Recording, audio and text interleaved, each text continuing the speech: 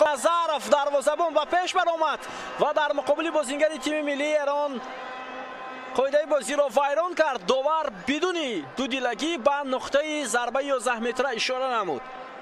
فکر میکنم برای فوتبالبازان تیم ایران همین چیز لازم بود تا آنها یک امکانیت خوب پیدا کنند.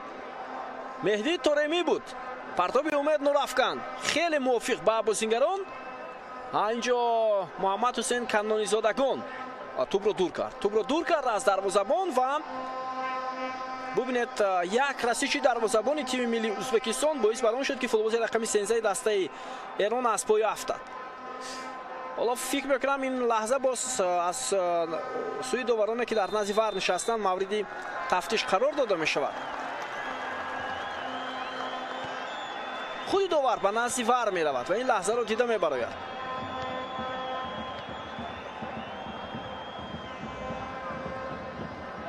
بیاد متوجه می شویم که بعد چی خلاصه می آید داور قرقیزستانی. دقیقه 74 بازی.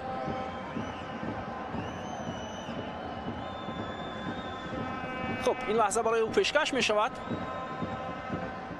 ما فکر میکنم اینجا عملکرد دروازه‌بان نادرست بود. پایش رو گذاشت در پیش پای فوتبالبازی دسته ایران. کنونی الکی توپ را از خود دور کرده بود. بار دیگر متوجه شود و همین رسیش حالا باعث بر آن شد که فوتبالبازی دسته ایران از پای افتاد. خب خلاصه داور را حالا منتظر میشویم. با میدان برمیگردد داور قرقیزستان. پنالتی نبود است. اشاره میکند داور قرقیزستان و تا یک اندازه بسیار بحث طلب هم هست. و داور این چیز را با مهدی طارمی اشاره میکند که برعکس فوتبالبازی دسته ایران پایش را گذاشت برای حمله. و محمد کنانی باشد کف میکوبد که این چگونه قرار است. دعوا میکنند ستاد مربیان تیم ملی ایران با داور چهارم. اصلا برای من بسیار جالب نمود. حالا پرزیدنت فیفا جان اینفانتینو کارگردان برای ما و شما پیشکش میکند.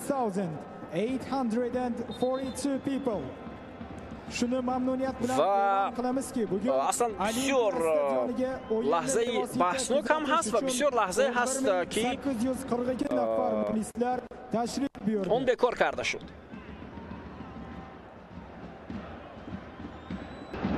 مراجعه بازیگران ازبکستان قاعده بازی رو در رقابت امروزه ویران کرد. ضربه جریمه‌ای باز هم به نفع فوتبالبازان دسته ایران. پرتاب خیلی بلند علیرضا جهانبخش و بسیار امکانیت خوب برای ایران و دروازه‌بان ولادیمیر نظرف این وضعیت رو رفع کرد. دوستان عزیز خیلی امکانیت خوب بود. حالا موج دیگر حمله دسته ایران رو می‌بینیم. پرتاب بلند باز هم جانب علیرضا جهانبخش از کنار میدان و حمله دسته ایران رو ادامه می‌دهد. اوت به نفع بازیگران ایران.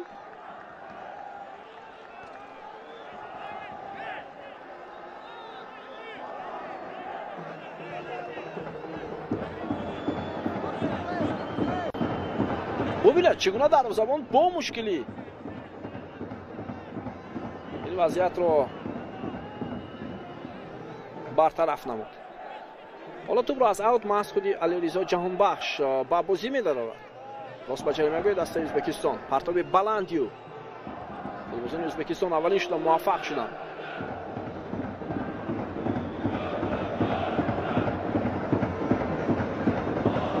مهدی طارمی پس به کنار ادامه حمله دسته ایران.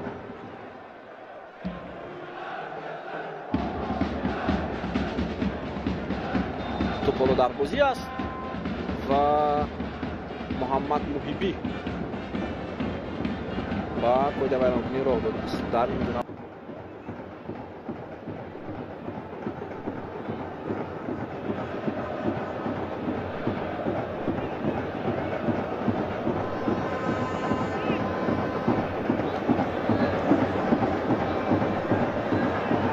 ادامه حمله ازبکستان. یک ضربه بسیار سخت از مسافه دور. ببینید چگونه ضربه با یک مهارت بلند از جانب محافظتگری مرکزی تیم ازبکستان حسین‌دین علیقولov اجرا گردید. محافظتگری دسته چاکوریز اسپور ترکیه. خیلی ضربه خوب از سوی او، ولی تو از پهلوی دروازه پیام نیازمند از میدان بیرون میشه. کمک میکند سود بازیگر رقم 5 امرالیف، ارسالی خیلی بلند با شامرادов، رامین ریزایان، علیرضا جهانبخش. یک ترکیب برای خوبی فوتبالبازان ایران، اما نتیجه چندان خوب نیست. باز هم توپ به نزد کاپیتان دسته ایران میبود تریمی و بسیار گزارش خوبی مهدی تریمی و کارت زرد به یگان شک و شبهه به حاجی اکبر، کارت سرخ به حاجی اکبر علی جانوف نشان داده می شود. دوستان عزیز، در دقیقه 89 رقابت و اکنون فوتبالبازان ازبکستان با شماره کم بازی را ادامه میدهند.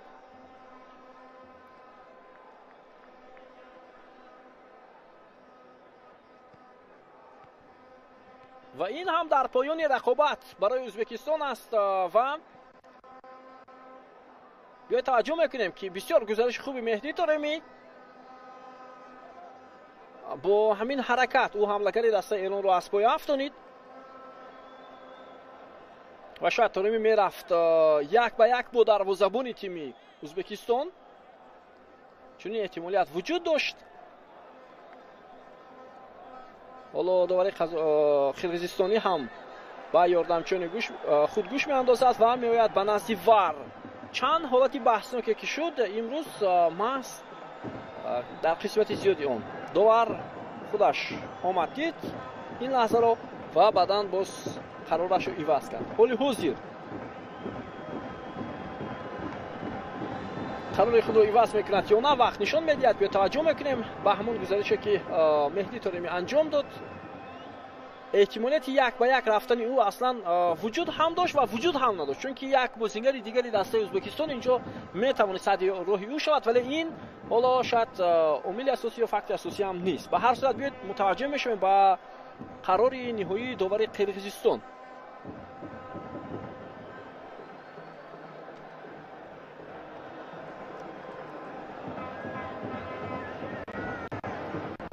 باز هم دعوا میکنن مربیان ایران و قرار خود را بکار میکند. داور کارت سرخ رو برمیگرداند و کارت زرد نشون میدهد. به نظرم و علی جانوف این بار دوم میشود که داور قرارهای خود را بازپس میگیرد. ضربه پنالتی و این کارت سرخ و بخت فوتبالبازان دسته ازبکستان بلندی میکند بار دوم در دقیقه آخری رقابت. 6 دقیقه علاوه میشود به وقت اساسی رقابت.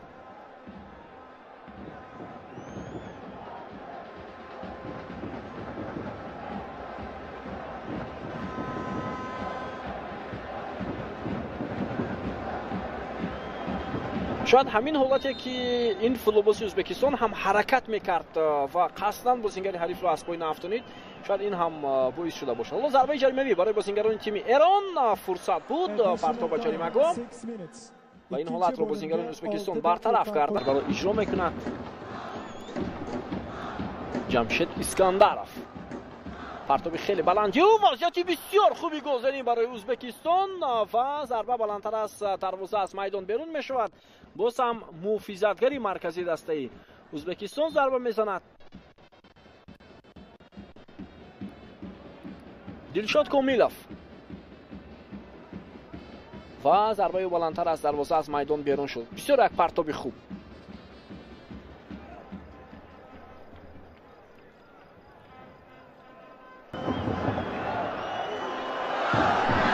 ادامه حمله دسته ازبکستان. یک ضربه از مسافه دور و پهلوی دروازه کمک میکند به تیم ایران. بهترین شانس در دقیقه 104 رقابت برای تیم ازبکستان بود. دوستان حمله ادامه میکند از سوی بازیگران ازبکستان.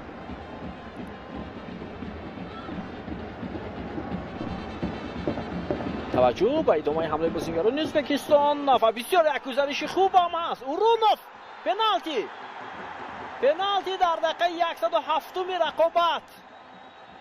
من فکر میکنم با دیدن همین منظره شاید هیچ جای بحث و مناظره هم نباشد. فوتبالباز رقم 20 دسته ایران خطا بازی کرد. عارف آقاسی استان اورونوف را از پای افتانید.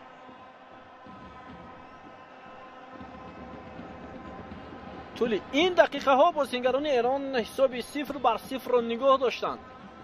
اما ببینید یک خطا، یک حرکت حالا با ضربه 11 متر آورده رسوند و اینجا این لحظه هم باید تفتیش کرده شود که پیش از همین حالت فوتبال دسته ازبکستان بازیگر ایران رو اما از پای افتانیده بود. انا همین لحظه ای که مهدی توریمی رو از پای افتانید استون اورونوف، شاید این لحظه حتما از مد نظری وار دور نمیماند. ولی لحظه ای که استون اورونوف حرکت میکرد در جای مگو، اصلا اینجا یگان جای بحث و مناظره نیست.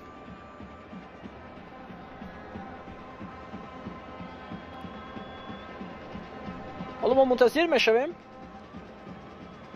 دوباره شاید باز به نزد فر مینود.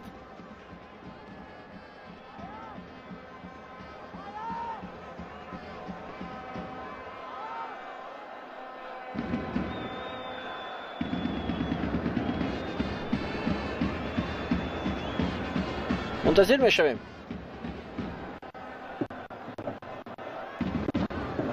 دوباره چی شروع میکنن؟ اینجا شاید لحظه قبلی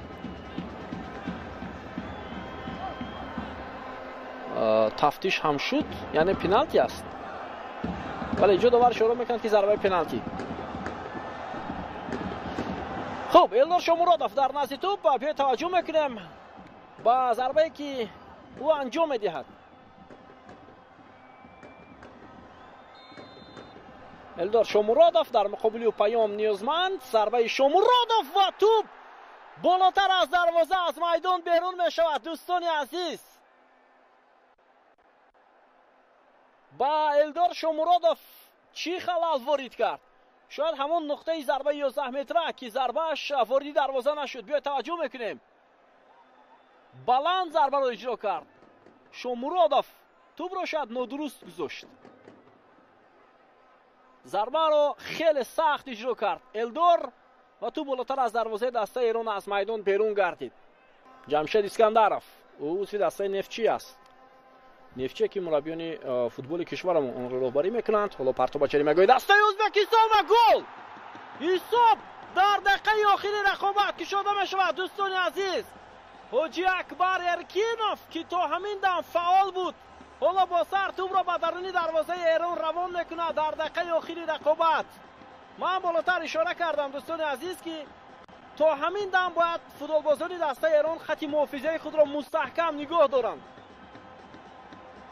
ولی آنها شاید تمرکز را از دست دادند.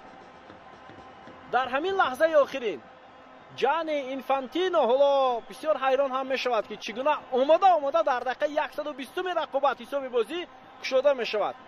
حاجی اکبر ارکینوف با سر توپ را به درون دروازه روان کرد. 1 دقیقه دوباره به پایان این رقابت اضافه میکند. بیا توجه میکنیم کسی در مقابل حاجی اکبر قرار نداشت. حاجی اکبر علی جانوف با سر توپ را به درون دروازه پیام نیازمند روان کرد و حساب را باز کرد در دقیقه 120 رقابت. این تا یک اندازه برای فوتبالبازان دسته ایران فکر میکنم علام‌آور هم هست که تو همین لحظه ها اونها حساب بازی رو نگاه داشتن، یعنی 0-0، ولی در همین لحظه امکان دادند که توپ را به درون دروازه روان کنند. دفاعگری دسته ازبکستان حاجی اکبر علی جانوف. حالا ضربه جریمه‌ای با فایده دسته ایران و شاید این آخرین فرصت باشد برای فوتبالبازان دسته ایران. حاجی اکبر علی جانوف. تمامی بازیگران دسته ایران حالا با جریمه‌گاه تیم ازبکستان میروند. رامین ریزایان توپ را از همین موقع میدان با جریمه‌گاه تیم ازبکستان روان میکند.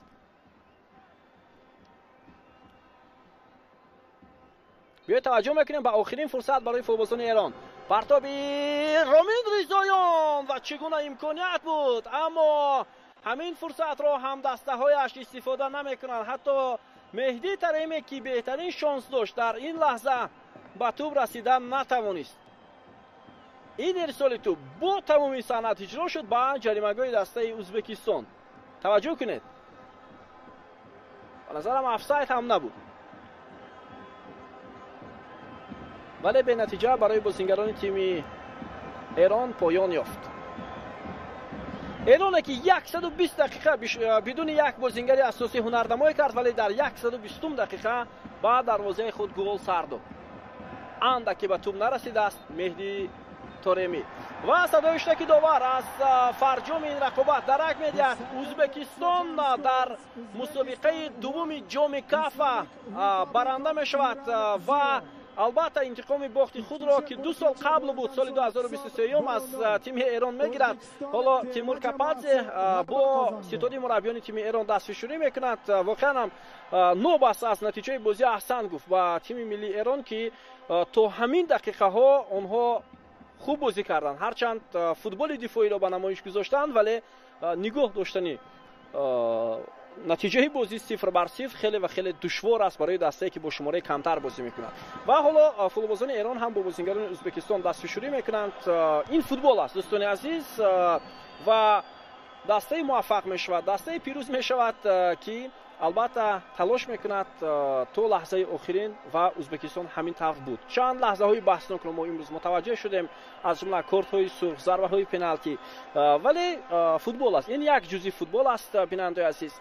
و به این ترتیب فکر میکنم کسی الکی تخمین کرده بود حساب 1-0 رو و ازبکستان به این ترتیب برنده جام کافا یا به اصطلاح جام اتحادیه فوتبال آسیای مرکزی می شود و اینک در تاریخ برگزاری این مسابقه که باری دوم صورت میگیرد سراول دسته ایران و مرتبه دوم دسته ازبکستان در این مسابقه موفق می شود.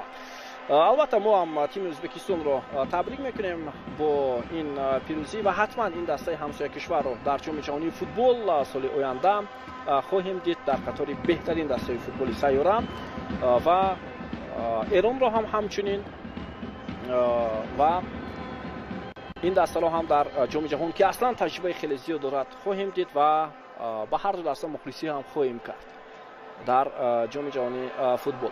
بعد از چند لحظه مراسم سپردن جام مدال ها با دسته ها برگزار می شود. من فکر میکنم در این مراسم حتما جانی اینفانتینو اشتراک خواهد کرد و تیمور کپادزه که حالا با حیث سرمربی دسته ازبکستان است، شاید با احتمالیت زیادتر این آخرین بازی با راهبری او باشد. اگر یک مربی نوی خارجی بیاوند فدراسیون فوتبال ازبکستان برای این تیم. حالا تمامی بازیگران دسته یکچینی ازبکستان کف میکوبند جانب مخلصان میکنند.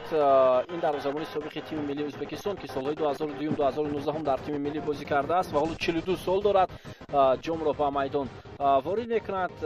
او فعالیت فوتبالیش را سال 2022 در باشگاه فوتبال قزلقم ازبکستان به پایان رسانیده بود. ایگنات نستروف در تیم ملی ازبکستان در قطار آن فوتبالبازان قرار دارد که شماره زیادی بازی ها را انجام داده است. 105 بازی در هیئت تیم ملی ایگنات نستروف انجام داده است. Ladies and gentlemen, please welcome His Excellency, the President of the Uzbekistan, Shavkat Miromonovich Mirziyoyev.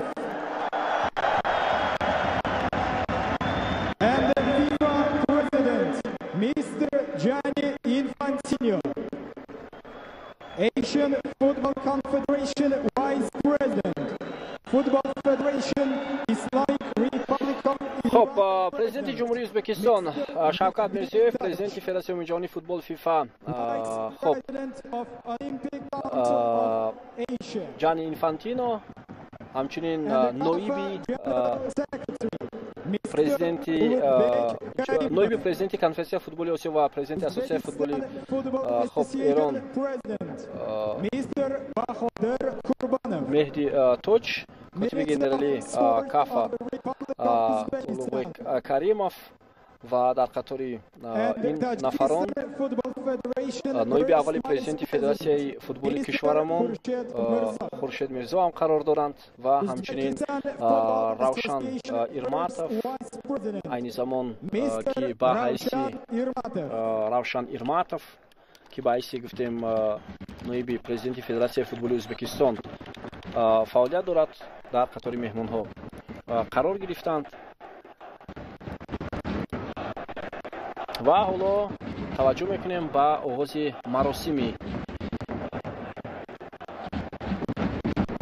جایزه سپاری در بازی نهایی جام کافا.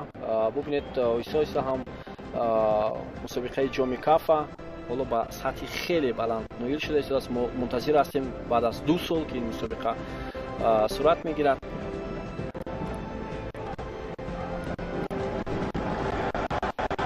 و مخلصانی که امروز در ورزشگاه المپی شهر توشکند قرار دارند به صبرانه من فکر میکنم منتظر البته جایزه سپاری هم هستند.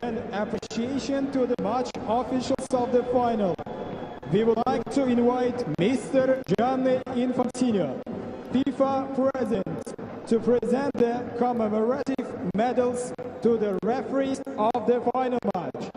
خب حالا با هیئت داوران بازی نهایی جایزه های مخصوص مدال های مخصوصی مسابقات تقدیم کرده می شود. نورزادبek عبدالقادیروف حالا با جایزه تقدیم می شود. کنات میرسوبکوف و نورعلی عبدونبیف.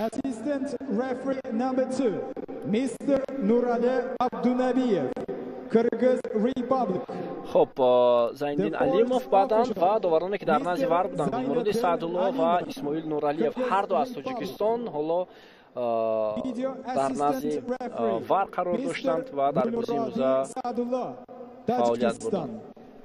And video assistant referee Mr. Ismail Nuraliyev, Tajikistan.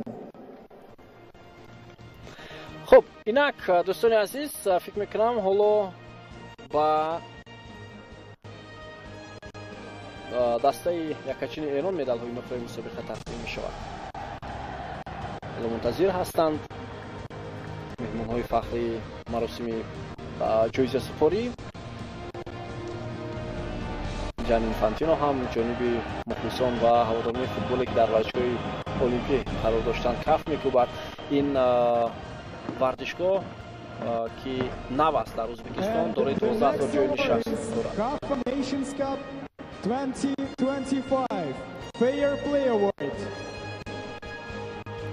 Ladies and gentlemen, the Fair Play Award goes to Tajikistan. This award is presented to the team who has performed with greatest merit throughout the competition in the virtue of the fair play. خب حالا جایزه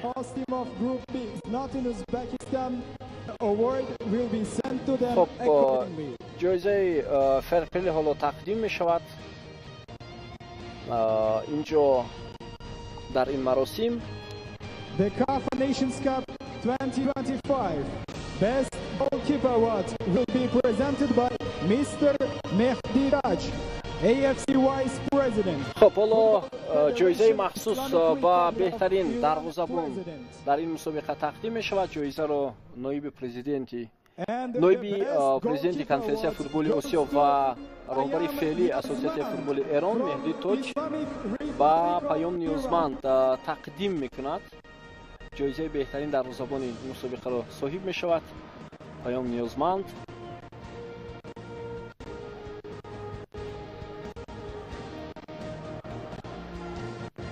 بسیار خوب هم هنرنمایی کرد این دروازه‌بان با استیزای همان اشتباهی که در بازی مقابل تیم تاجیکستان انجام داد. Senior Vice President of Uzbekistan Football Association.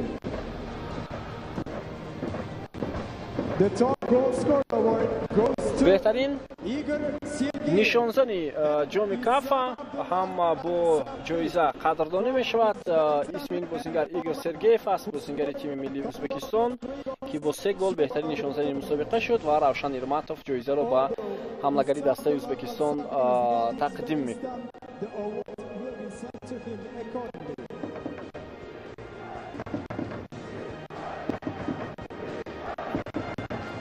The next award will be CAF Nations Cup 2025 Most Valuable Player Award, which will be presented by Mr.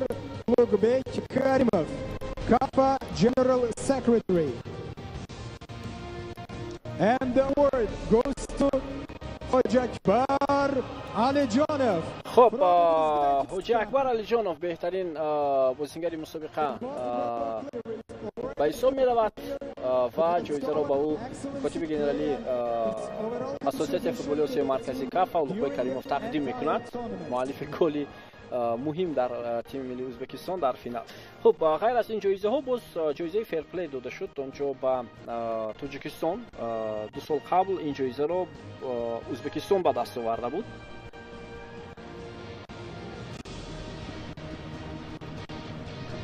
We next invite Mr. Gianni Infantino, FIFA President, and Mr. Khurshid Mirza, Tajikistan Football Federation First Vice President, to present the runner-up medals.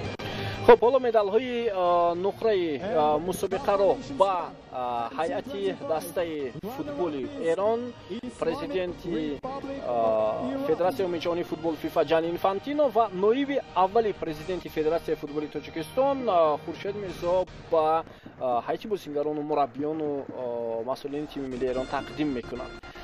ایران واقعا هم دعواگری اساسی بود. ایران یک تیمی که به این مسابقه تنها برای به دست آوردن جام تلاش میکنند، ولی ما دیدیم در بازی امروز هم که اندکی کاری آنها اومد نکرد، مخصوصا در بازی نهایی و موفق نشدند فوتبالبازان دسته ایران.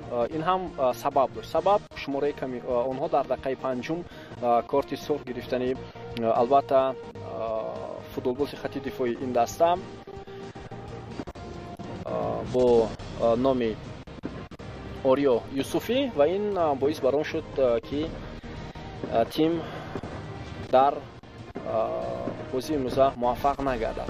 حالا حسین محمد قانونی زادگان با جان اینفانتینو چیزی گفتگو هم کردن، شاید وابسته به جریان بازی، ولی حالت روحیه بازیگران ایران خوب است. به هر صورت ما میدونیم که سرمربی تیم ایران بدون بازیگران اساسی وارد مسابقه جام کاف شد. بعضی بازیگران رو هم اولین مرتبه به تیم ملی ایران دعوت کرد. این که یک اندازه خوب است. انتخاب وسیع بازیگران برای سرمربی تیم ملی ایران هم خیلی زیاد است. فوتبالبازان از لیگ‌های این کشور، از دسته‌های لیگ این کشور، خب از خارج کشور به تیم ملی دعوت شدند و شماره زیادی بازیگرانی بودند که به این مسابقه نآمدند. اگر با اون هیئت تیم ایران می اومد شاید باز کلا ما ایرانی دیگر رو می‌دیدیم، ولی به هر صورت این مسابقه جام کاف یک مسابقه منطقوی است که میان عضوی اساسیاسیون فوتبال آسیای مرکزی برگزار میشه.